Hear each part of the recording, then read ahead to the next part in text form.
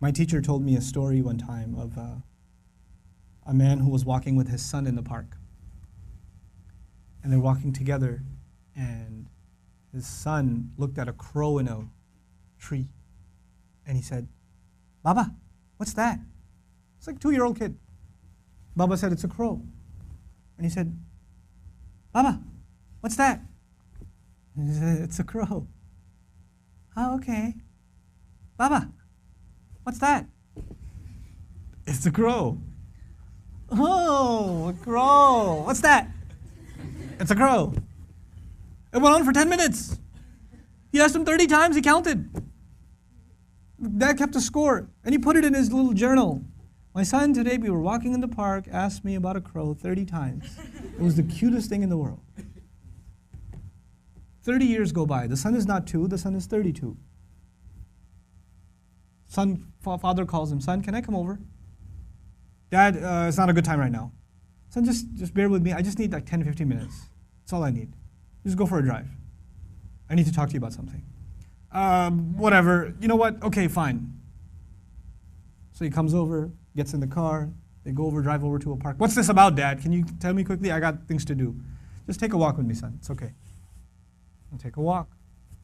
I see a crow in a tree. The dad says, "Son, what's that?" "Seriously, Father? It's a crow."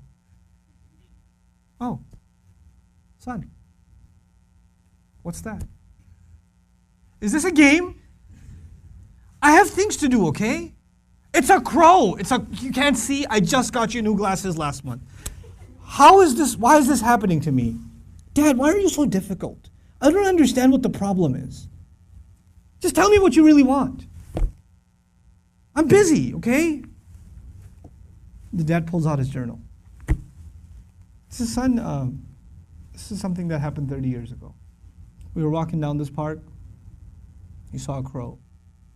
And you asked me 30 times. And I gave you a smile every time. You couldn't handle twice.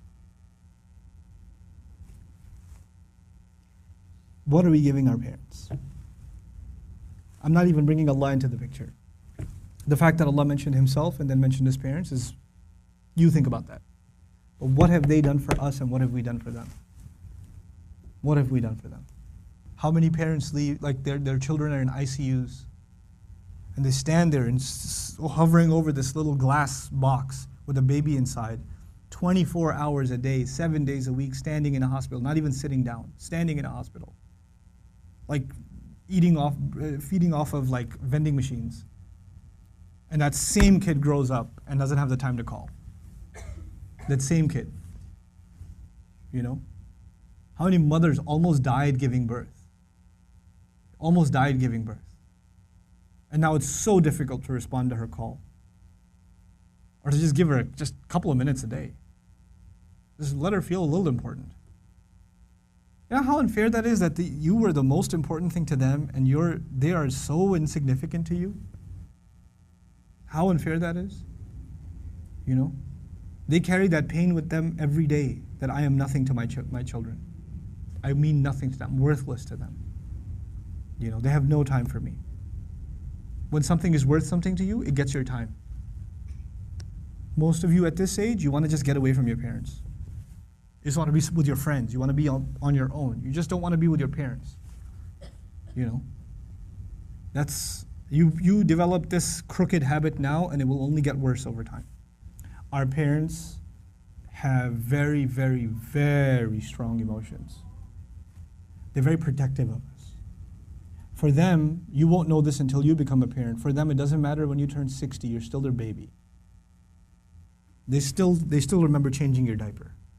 They still remember feeding you milk. They still remember burping you and cleaning up after you peed in the back seat. They still remember that. You don't remember that, they remember that.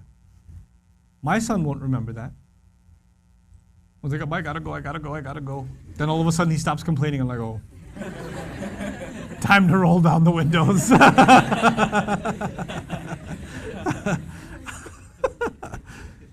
You know.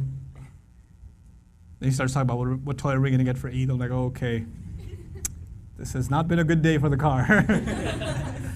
But when he's graduating college and when one day he's getting married and one day he has his own, he's not going to remember that. But guess who'll never forget? I'll never forget. I'll never forget carrying him into a bathroom, cleaning him up, changing his clothes. Abba, put the Spider-Man pajamas on. He won't remember any of that. I will. And that same kid, when he's talking back to me one day, when he's telling me, Dad, I just don't understand you, okay? I don't have time right now. When he does, it's going to hurt, man. It's going to hurt. That's what you do to your parents. That's what I do to my parents. They were our life. They gave up their life for us. Our parents gave up careers for us. Our parents gave up vacations for us. Our parents gave up friends for us. You know that? I know that now. I didn't know that then. They had their entire life planned until you came along. And then you became their plan. You became everything. And you have the nerve.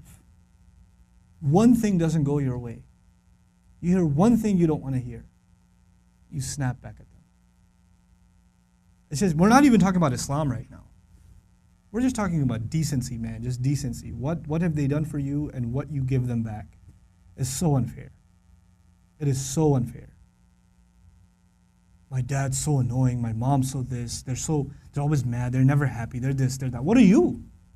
What about you?